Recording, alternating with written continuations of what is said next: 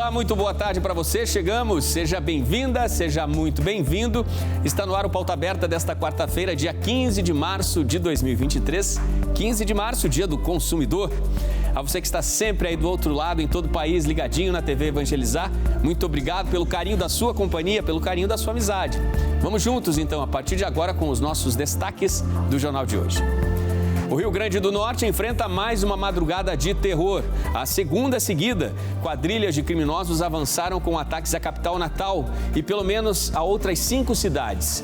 Também nesta madrugada, 100 homens da Força de Segurança chegaram ao estado para reforçar o combate da polícia contra este avanço da criminalidade e da violência. O projeto de lei apresentado pela Comissão de Educação, Cultura e Esporte do Senado inscreve o nome de Zilda Arnes no livro dos Heróis e Heroínas da Pátria.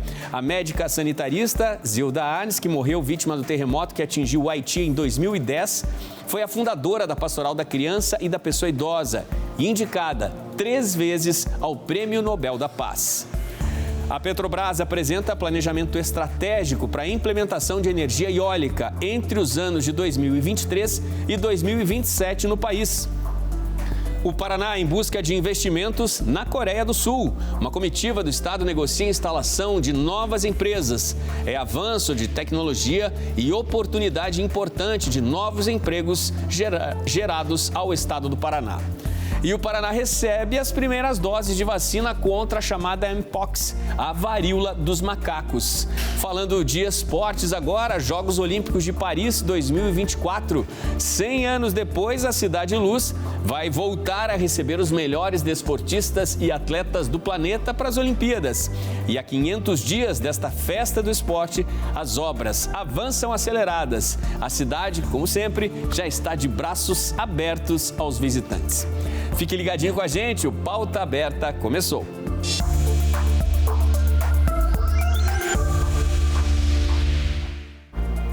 A madrugada desta quarta-feira, pelo segundo dia consecutivo, foi marcada por violentos ataques de grupos criminosos no Rio Grande do Norte, numa onda de violência que já deixou em pânico parte da população e que deixa em alerta as autoridades de segurança.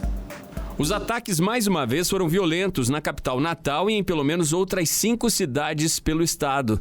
Nesta onda, os criminosos têm como alguns dos alvos prédios públicos, estruturas comerciais e também veículos.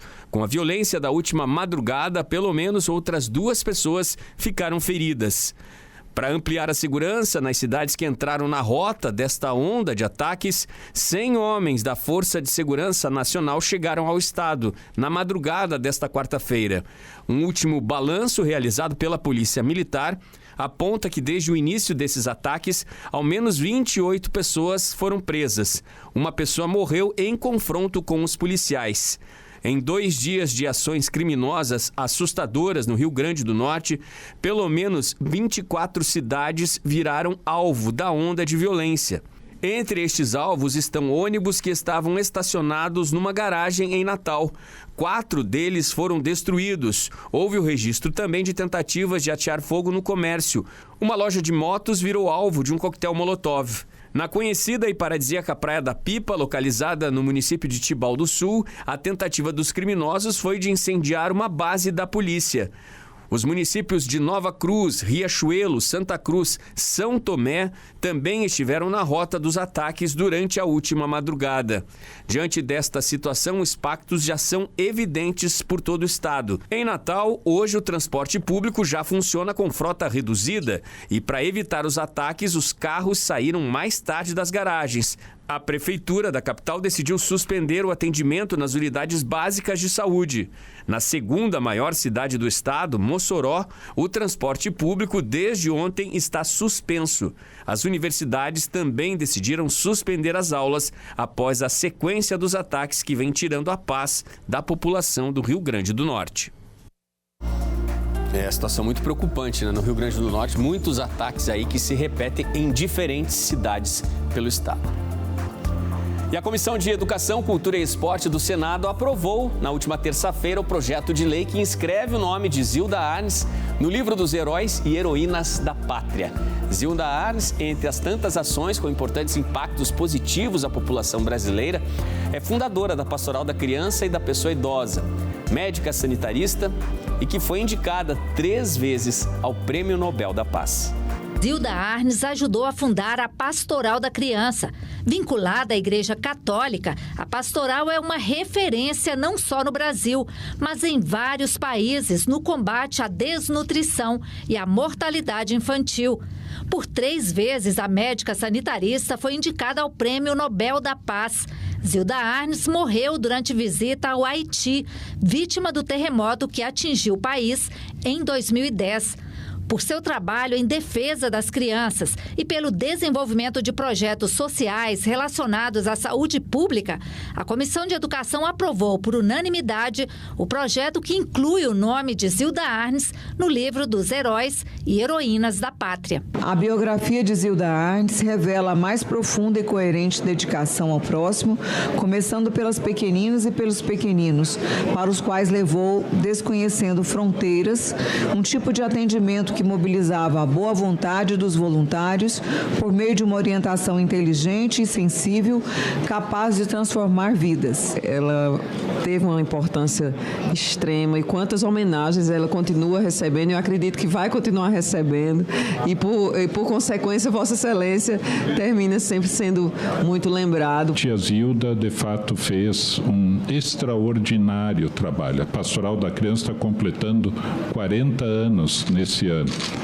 e acompanhou durante muitos anos mais de 1 milhão de crianças em bolsões de pobreza. Durante muitos anos. Isso significa 30, 40, 50 milhões de crianças que hoje são adultos e tantos que passaram pela pastoral, pelos cuidados soro caseiro, pesagem, orientação das mães, coisas simples ao alcance da população. Também foi aprovada a inclusão no livro dos Heróis e Heroínas da Pátria dos Lanceiros Negros, soldados que lutaram na Guerra dos Farrapos, ou Revolução Farroupilha, que durou de 1835 a 1845 no Rio Grande do Sul. Uma das questões menos estudada e menos conhecida da Revolução Farroupilha é justamente a contribuição dos negros nessa luta e o destacado papel que nela tiveram os célebres lanceiros negros. Ainda que desconhecida para muitos brasileiros, a história dos lanceiros negros e de seus ideais merece ser exaltada. Justíssima homenagem à doutora Zilda Arnes. E a ministra Marina Silva foi internada no hospital com suspeita de malária. A ministra cancelou agendas após se sentir indisposta e aguarda os resultados dos exames que fez em Brasília. A ministra Marina Silva, do Meio Ambiente, permanece internada no Hospital Brasília, no Lago Sul, após se sentir indisposta. Ela passou por uma consulta médica depois de relatar sintomas de malária. Marina Silva chegou a se encontrar com o vice-chanceler da Alemanha e depois disso, depois dessa reunião, ela passou mal. No início de março, Marina Silva fez uma visita ao território Yanomami, em Roraima, que passa por situação de emergência em saúde. A região concentrou 9,3% dos casos de malária no país no ano de 2022, de acordo com informações do Sistema de Vigilância Epidemiológica do Ministério da Saúde. O programa Voa Brasil provocou surpresas no setor aéreo por saber dos planos do governo. A ideia é distribuir passagens de avião por R$200.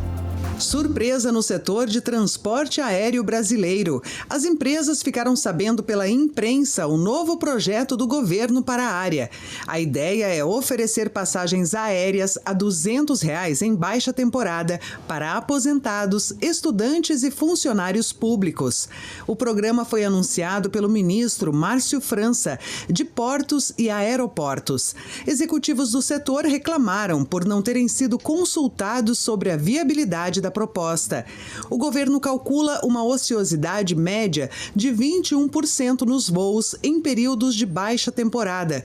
São lugares vagos, sem passageiros. Dessa forma, segundo as contas do governo, mesmo com as passagens vendidas abaixo do preço médio, as empresas aéreas seriam beneficiadas. O programa será destinado a aposentados, estudantes e funcionários públicos, desde que ganhem até R$ 6.800 por mês e tenham conta na Caixa ou no Banco do Brasil. Presente aí ao consumidor. E justamente hoje é Dia do Consumidor, data criada principalmente para reforçar a importância de conscientizar e garantir aos consumidores, os direitos, lembrar as instituições e empresas sobre o respeito que o consumidor merece. Em Maringá, uma ação da OAB, Procon e Associação Comercial está realizando atendimento gratuito, facilitado para o consumidor. Neste dia 15 de março é celebrado o Dia do Consumidor. Essa data foi criada para conscientizar e proteger o direito dos consumidores. Sobre isso, então, eu vou conversar com Lira Machado, ela que é presidente da Comissão do Direito do Consumidor da OAB Maringá, aqui na região noroeste do Paraná. Lira, é isso mesmo, essa é uma data criada com esse objetivo, chamar a atenção, conscientizar, proteger, alertar os consumidores. Olá, exatamente. Essa data ela é feita também para a gente comemorar. Então, para a gente ter uma ideia, segundo a ONU, existem hoje 193 países. Destes 193, apenas 58 possuem entidades de defesa do consumidor. E metade deste número apenas possuem políticas nacionais de defesa do consumidor. O Brasil faz parte desse número e é por isso que hoje nós comemoramos e lembramos os consumidores de que neste país nós temos um código específico que disciplina os direitos e os deveres do consumidor. E aí, por todo o país, nós temos organizações, instituições que promovem ações para celebrar essa data e também para prestar uma assistência a esses consumidores. Aqui em Maringá, por exemplo, a OAB, em parceria com o Procon e com a Associação Comercial, promoveram uma programação extensa. Exatamente. Aqui nós fizemos a chamada Semana do Consumidor, com diversas palestras, consultas ao Serasa para que os consumidores tenham acesso às eventuais negativas que constam em seu nome, para que a gente traça estratégias jurídicas de como a gente pode solucionar esses problemas. Muitas vezes a gente vê ali diversos consumidores que têm os seus nomes negativados de maneira indevida. Então aqui estaremos fazendo essa anamnese, verificando as situações. Temos muito histórico de idosos que caem ali em golpes de consignado, que têm ali a sua aposentadoria surrupiada, de maneira indevida. Então hoje aqui estaremos fazendo uma anamnese completa, visando auxiliar aquele consumidor para que ele tenha uma vida financeira saudável. E a programação continua, E aí teremos também mais palestras e tenho certeza que não somente em Maringá, mas em outros locais também estão sendo feitas atividades para celebrar o Dia do Consumidor, trazendo conscientização, mostrando os direitos e os deveres. Afinal de contas, todos nós somos consumidores, A partir do momento que acordamos, ligamos a nossa luz, consumimos a nossa água, estamos tendo relações de consumo a todo momento. Lira, o principal recado neste dia seria, de repente, que os consumidores sempre estivessem buscando a informação para que eles não possam cair em golpes ou para que eles não possam cometer erros ali com relação a esses consumos? Aos consumidores, a informação é a maior arma de combate, porque um consumidor informado, ele não cai em engano, seja tanto o engano de golpes, como também ao contratar um produto ou um serviço, a leitura de um contrato, de um determinado, uma compra de um bem.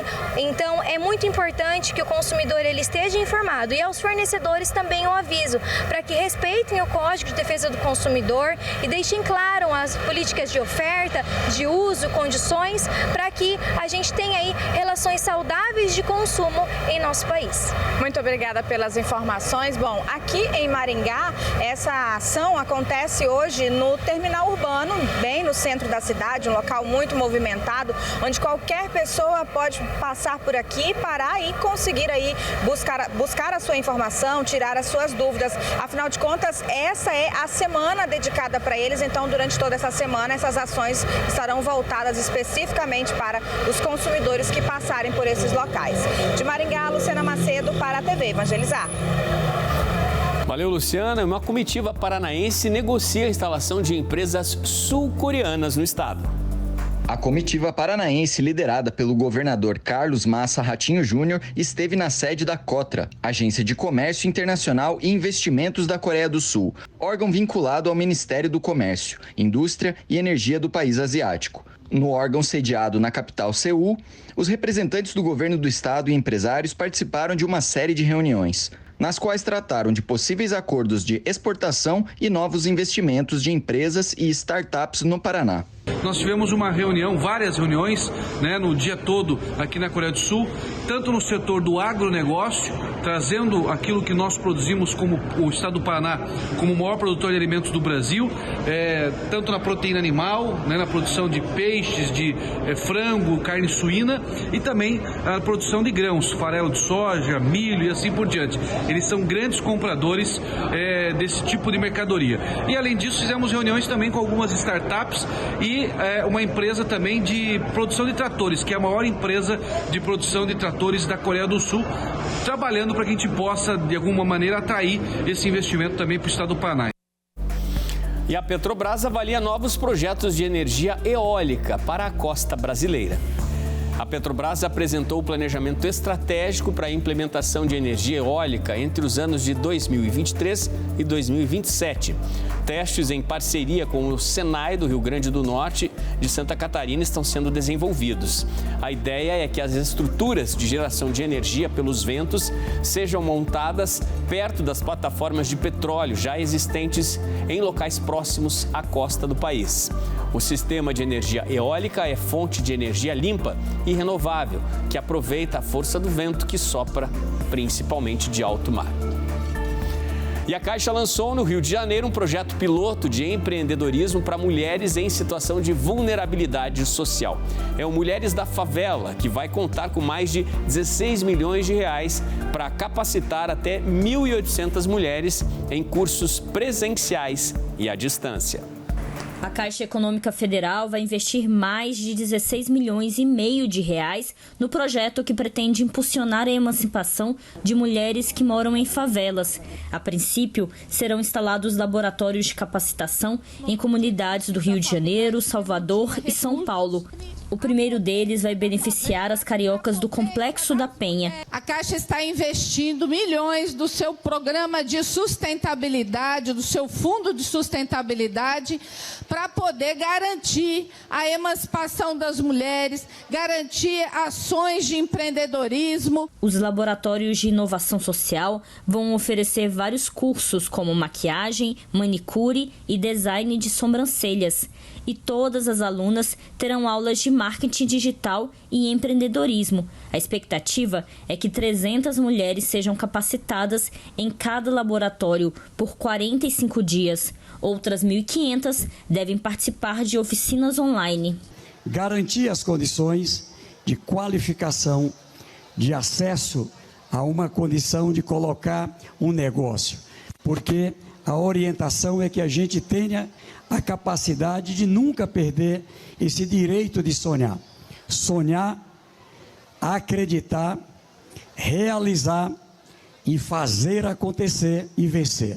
A ideia é investir na força e na criatividade das mulheres. As políticas públicas, elas não são feitas por um governo, elas são políticas de Estado e é para a população, e é a população que tem que se tornar dona dessas políticas públicas para que as políticas públicas nunca mais sofram o que sofreram nos últimos anos. A gente precisa trazer empregabilidade para essas mulheres, a gente precisa trazer proteção, a gente precisa parar de ter mães chorando, corpos de seus filhos dentro da favela e de todas as favelas do Rio de Janeiro, e essas parcerias são primordiais para que o povo favelado viva uma vida digna, de respeito, que a gente sabe que precisa desse olhar atento. Oportunidades importantes, que podem chegar aí a tantas mulheres, a tantas famílias brasileiras. Vamos para o intervalo, gente. No próximo bloco, o Paraná recebe as primeiras doses de vacina contra a Mpox, a varíola dos macacos. E ainda a história do lobo-guará, que foi confundido com um filhote de cachorro. O intervalo é rapidinho, a gente volta já.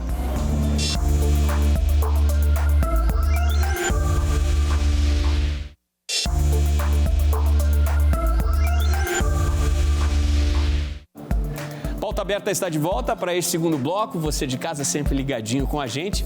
Muito obrigado pela sua companhia. Começou a valer hoje, às 9 horas da manhã, o prazo para a entrega das declarações do Imposto de Renda. Prazo que vai até o dia 31 de maio. O programa da Receita para preenchimento dos dados de todas as informações já está disponível desde a quinta-feira da semana passada. Deve declarar, o imposto de renda 2023 quem recebeu acima de R$ 28.559 no ano passado. A Receita tem a expectativa de que mais de 38 milhões de declarações sejam enviadas neste ano de 2023. Falando sobre saúde, o Paraná recebeu as primeiras doses de vacina contra a varíola dos macacos.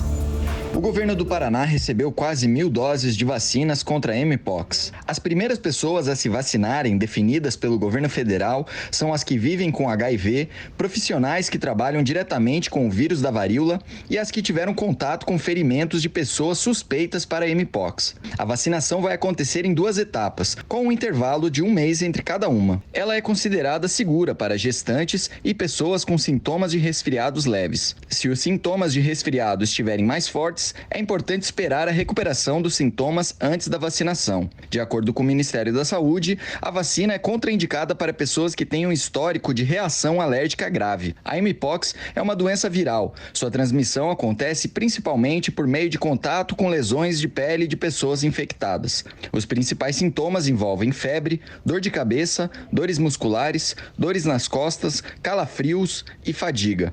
Ao todo, o Paraná tem 301 casos positivos da doença. Estima-se que existam 850 milhões de pessoas hoje com doença renal em todo o planeta. No Brasil, o cálculo é de que mais de 10 milhões de pessoas tenham a doença. E o país é o segundo no mundo com maior número anual de transplantes renais. O órgão representa 70% aproximadamente do número total de transplantes feitos em todo o país. Renascimento. É assim que a Rosângela Aparecida, de 40 anos, descreve o momento que está vivendo. Há 20 anos, ela trava uma guerra contra a diabetes. Por causa disso, complicações começaram a aparecer. O pâncreas já não produzia mais insulina. Problemas na visão, dores, perda de peso e o mais grave, a deficiência renal. Os rins da Rosângela pararam de filtrar as toxinas do sangue. Há uns 4 anos atrás eu comecei a apresentar os primeiros sintomas, muito inchaço, perda de apetite, já comecei com uma anemia e em janeiro eu tive Covid do ano passado. Então, ele não me deu, assim, que foi aquele Covid forte, mas ele foi direto no meu problema renal ali. Quando os rins param, o paciente precisa passar por tratamentos como diálise, hemodiálise ou diálise peritoneal. Mas somente o transplante renal é capaz de proporcionar qualidade próxima ao ideal.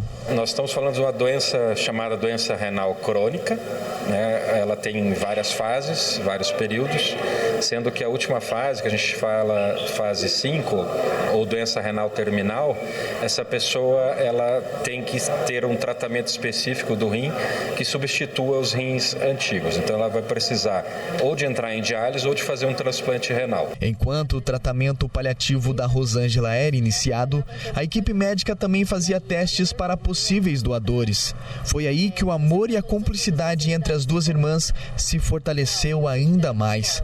Daniela, de 38 anos, se apresentou como doadora. Foi buscar o doutor Alexandre, procurar o doutor Alexandre para que ele pudesse estar me dando, a solicitação do exame para saber se eu era compatível ou não. Após sair o resultado, a gente ficou muito feliz porque realmente, tinha dado, que eu era compatível, que eu tinha uma compatibilidade muito boa. E aí foi dado início aos exames, pré-transplante. Aí saiu o resultado, a gente fez o acompanhamento, deu tudo certo, sensação de missão cumprida e só alegria agora. A Daniela, ela se colocou disponível para doação. E elas são muito unidas, as duas, e deu tudo certo, graças a Deus, os exames eram compatíveis.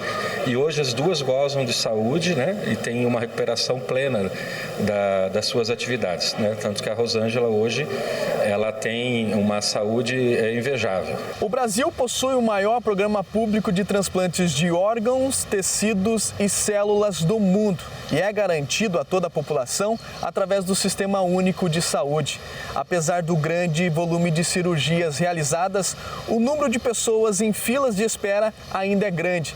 São mais de 50 mil brasileiros esperando por um órgão. O tempo na fila de espera, ele é muito variável, porque ele vai depender da compatibilidade do doador, né? Então, são vários critérios para o receptor ser selecionado. O transplante ocorre ainda em vida. Em outras situações, ocorre depois do falecimento da pessoa. É um ato nobre e pode salvar vidas. Um doador de órgãos, né? Ele pode doar os 2 pulmões, vai um para cada um. Ele pode doar um fígado, ele pode doar os 2 rins, que também é um para cada receptor. Ele pode doar o pâncreas, né? As 2 córneas, que vai um para cada receptor, além dos tecidos de válvulas cardíacas, tecido ósseo. Então, são vários receptores que podem ser beneficiados, né? Ela me devolveu a chance de viver. Na verdade, ela me trouxe a vida de volta. Com a sensibilidade dela, com a empatia dela. Então, eu sou eternamente grata. Eternamente grata, minha irmã. Eternamente mesmo, né, Dani? Obrigada, minha mulher.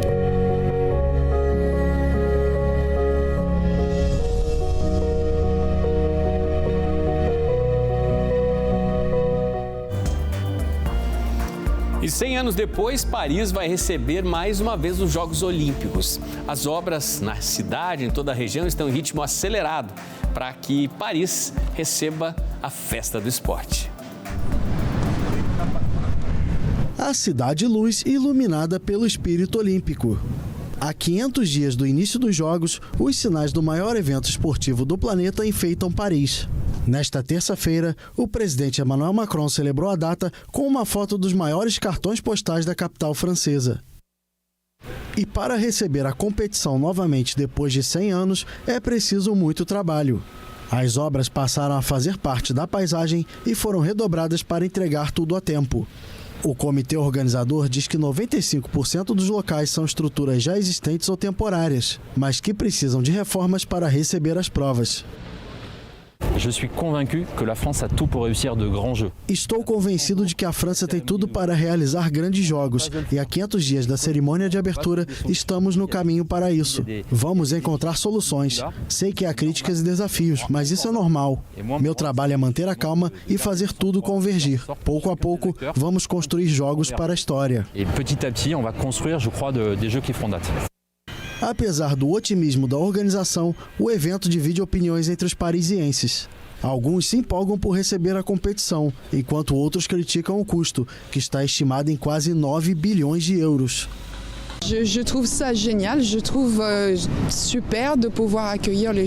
Eu acho ótimo receber os Jogos Olímpicos. Espero comprar ingressos em breve. O problema é que não há muita informação sobre como consegui-los.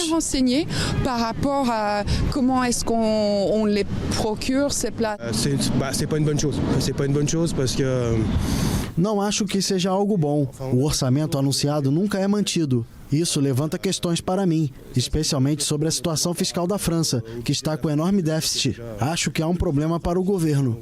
Não vamos falar sobre política porque o assunto aqui é esporte, mas não sabemos como administrar isso na França. Além dos ingressos e do orçamento, outros pontos polêmicos são o funcionamento do transporte público e a cerimônia de abertura, que será realizada no Rio Sena e que o comitê organizador estima que tenha cerca de 600 mil espectadores. A indefinição sobre a presença de atletas da Rússia e de Belarus continua. O Comitê Olímpico Internacional repassou a decisão às federações internacionais de esportes individuais, como a de esgrima, que anunciou na última sexta-feira a reabertura dos eventos para atletas russos. Em meio à expectativa e algumas polêmicas, Paris celebra 500 dias para os Jogos Olímpicos e continua na contagem regressiva. O evento acontecerá entre os dias 26 de julho e 11 de agosto de 2024. Sem dúvidas, né? A festa dos Jogos Olímpicos será belíssima na cidade de Paris. E o Reino Unido está à procura de trabalhadores para mais de 1 milhão de vagas de emprego. Os dados oficiais são do Office for National Statistics, que é o Departamento Nacional de Estatísticas, uma espécie de IBGE britânico.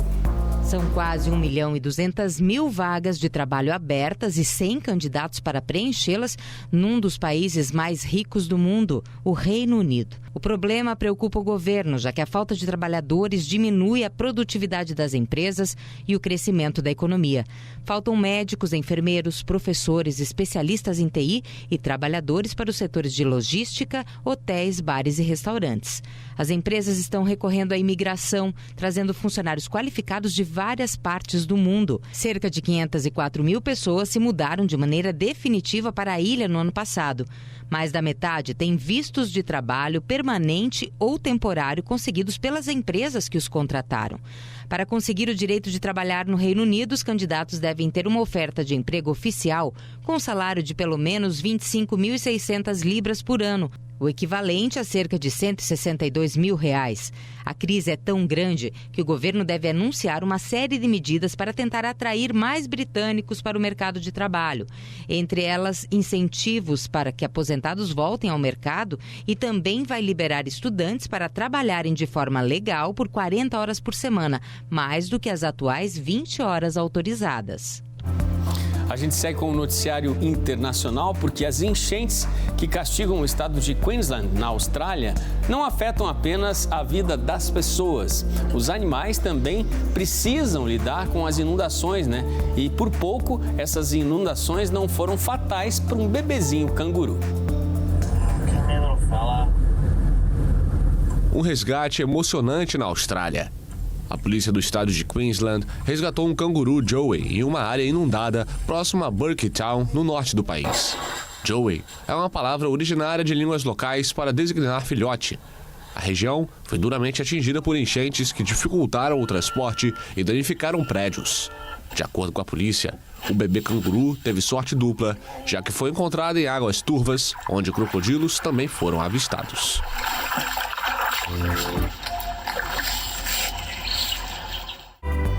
Vida longa aí é o bebê canguru.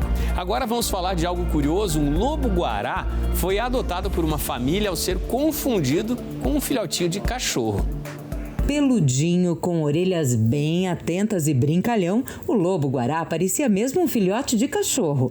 Ele conseguiu um lar depois de ser encontrado nas ruas de Minas Gerais. Viveu 4 meses na casa da família que o adotou e, com o passar do tempo, o tutor começou a desconfiar da espécie do filhote, pois ele teve uma mudança na cor da pelagem, um alongamento das pernas e das orelhas. Com a ajuda dos órgãos ambientais, foi confirmado que esse peludinho é, na verdade, um lobo-guará, um animal silvestre que está ameaçado de extinção e não pode ser domesticado.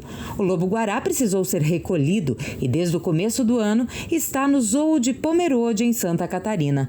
Como o animal não teve a presença da mãe quando filhote, ele não sabe buscar alimentos e nem se defender. Por isso, lá no zoo, ele divide espaço com uma fêmea da mesma espécie para desenvolver os instintos. Bonito lobinho, né? E com essa história de agora um lobo-guará que foi confundido com um cãozinho que está vivendo bem cuidado no zoológico de Pomerode, a gente se despede. Pauta Aberta fica por aqui, um excelente fim de quarta-feira para você. Temos novo encontro marcado para amanhã aqui no Pauta Aberta e eu vou estar te esperando. Tchau, tchau e até lá.